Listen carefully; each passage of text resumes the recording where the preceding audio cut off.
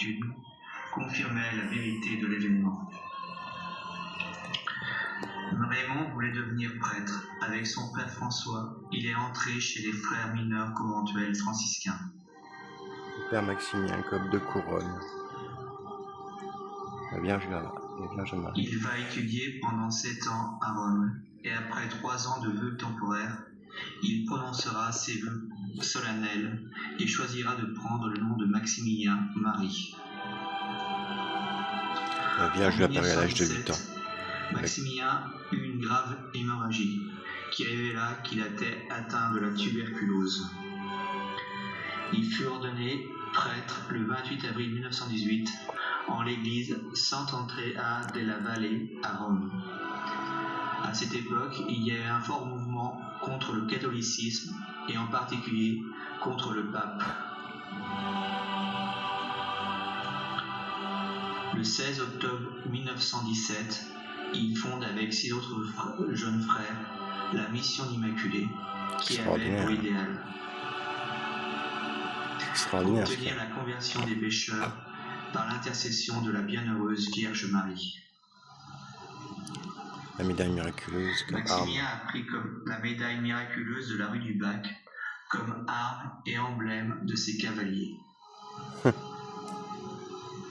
Aujourd'hui présente dans 46 pays, la mission d'Immaculée du Père Kolb rassemble environ 4 millions de membres dans le monde. La spiritualité de ce mouvement est d'accueillir pleinement dans notre vie la Vierge Marie comme mère, comme nous y a invité le Christ sur la croix. En accueillant l'Immaculée Conception dans nos vies, nous apprenons à redécouvrir que l'amour que Dieu porte à la Vierge Marie, il a ce même amour pour chacun de nous et veut établir avec chacun de nous une relation unique et intime. En accueillant Marie, nous apprenons à être disciples comme elle-même était disciple de Jésus. En 1927, il fonde près de Varsovie la ville-couvent de Nipokanov, la cité de l'Immaculée. Tous les moyens modernes de communication sont mis au service de l'évangélisation. Une revue mensuelle, Le Chevalier de l'Immaculée, est publiée. Les stations de radio permettent aussi la diffusion du message évangélique par les ondes. 800 frères. Dans ce couvent, près de 800 frères vivent l'idéal de fraternité de Saint François au service de Dieu et de la Vierge Marie Immaculée. Le 26 février 1930, il part avec 4 autres frères au Japon. Ils y partent avec l'idée de fonder dans ce pays une nouvelle cité de l'Immaculée. Nagasaki. Seulement un mois après son arrivée à Nagasaki, la première revue, Le Chevalier de l'Immaculée en japonais, est publiée à 10 000 exemplaires. En 1932, le père Maximilien est parti en Inde pour essayer d'y fonder une autre cité de l'Immaculée. En raison de la Seconde Guerre mondiale qui s'annonçait, il ne put concrétiser son rêve. De retour à Nipokanov, en 1936, il vit les premières heures de la guerre. Lui et ses frères ont accueilli durant cette guerre 3000 réfugiés polonais, dont 2000 étaient des juifs. Les frères partageaient tout avec les réfugiés. Comme quoi l'Église, le bon fruit. Le 17 février 1941, le père Maximilien est arrêté par la police secrète allemande et envoyé dans le camp de concentration d'Auschwitz. En juillet de cette même année, un prisonnier s'évade du camp. En représailles, le commandant du camp a choisi 10 hommes qu'il condamnera à mourir de faim et de soif dans un bunker.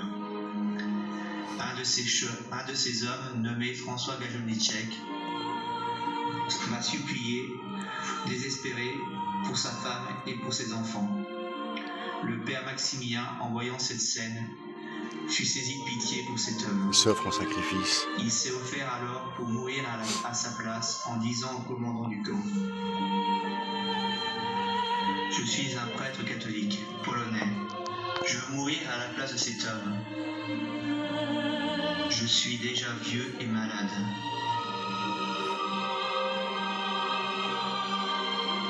Ma vie ne servira pas à grand-chose. Oh là là. Je veux mourir pour celui qui a une femme et des enfants. Sa demande Pour a été mourir de acceptée. faim et de soif, c'est Il a été terrible. placé dans une cellule avec les 9 autres Petit à petit prisonniers comme ça. pour mourir de faim et de soif. Chaque jour, le père Kolb chantait et priait sans cesse avec les autres prisonniers. C'est ouf. Le père Kolb a soutenu les autres prisonniers en leur disant qu'il serait bientôt au ciel avec Marie, notre mère. Chaque fois que les gardes vérifiaient la cellule, ils trouvaient le père Kolb à genoux ou debout, avec un regard tendre et serein.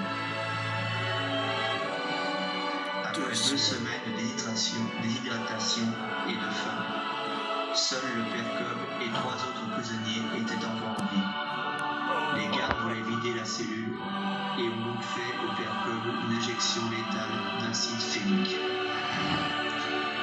Pour cet acte héroïque, Maximilien Kolb est reconnu comme martyr de la charité. Il est canonisé par son compatriote, le pape Jean-Paul II, le 10 octobre 1982. Le père de famille que Maximilien a sauvé était présent. Le pape Jean-Paul II le cite dans ses textes comme saint pour notre temps difficile. C'est extraordinaire. Je vais essayer. T'as presque pleuré, pas t'as pleuré. Il y a une petite larmichette. C'est bien. Magnifique, hein. Je vais faire très rapide parce que ça va, il y a les frères qui sont avec moi. Franciscain. Petit témoignage.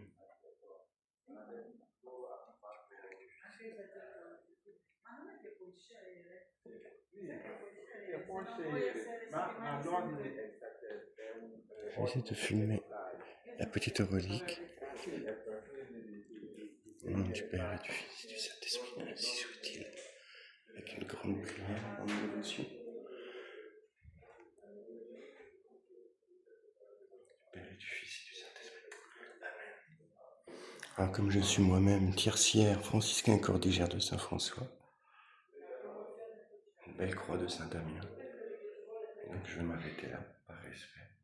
Et je demandais à Dieu par une prière simple et humble, eh bien une prière de simplicité, une offre de simplicité, d'humilité pour tous nos frères et nos sœurs, quels qu'ils soient. Que la très sainte Vierge Marie de la grâce, de la paix, de la réconciliation, de la guérison, de l'amour de Dieu dans la simplicité.